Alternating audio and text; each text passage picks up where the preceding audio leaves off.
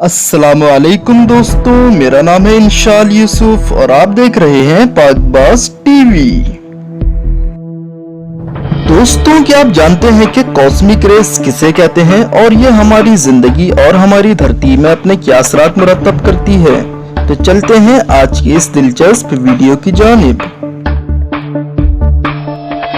Subscribe कीजिए पाकबाज TV को और बेल आइकन पर क्लिक करें ताकि आपको हमारी हर आने वाली वीडियो की नोटिफिकेशन मिल सके।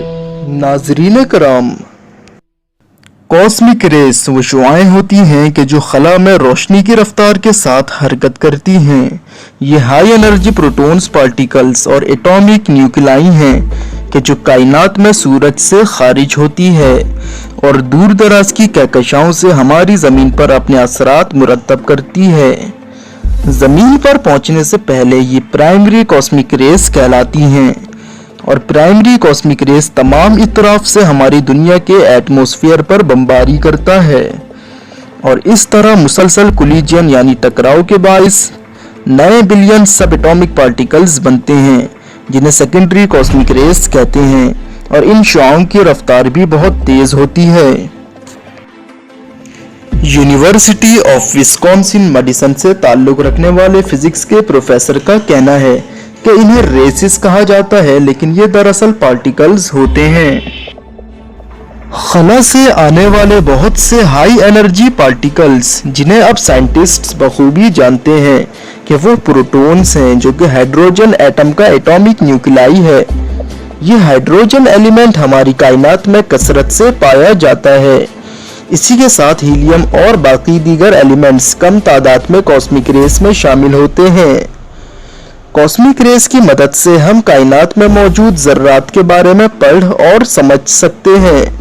जब कॉस्मिक रेस धरती में दाखिल होती है तो एटमॉस्फेयर में मौजूद एटम्स के न्यूक्लाई से टकराकर बिलियंस सेकेंडरी पार्टिकल्स बनाती है। कॉस्मिक रेस ही की मदद से हम एटम्स से भी छोटे ज़र्रात की स्टडी करते हैं। दोस्तों, हमें सोशल मीडिया के जरिए बहुत सारे गलत पैगामात पहुंचाए जाते हैं। जैसे अक्सर ये कहा गया है कि आज रात अपने मोबाइल फोन्स बंद करके सोएं, वरना खतरनाक कॉस्मिक रेस के मनफी असरात आप पर मुरतब होंगे, जबकि इस बात का हकीकत से कोई ताल्लुक नहीं।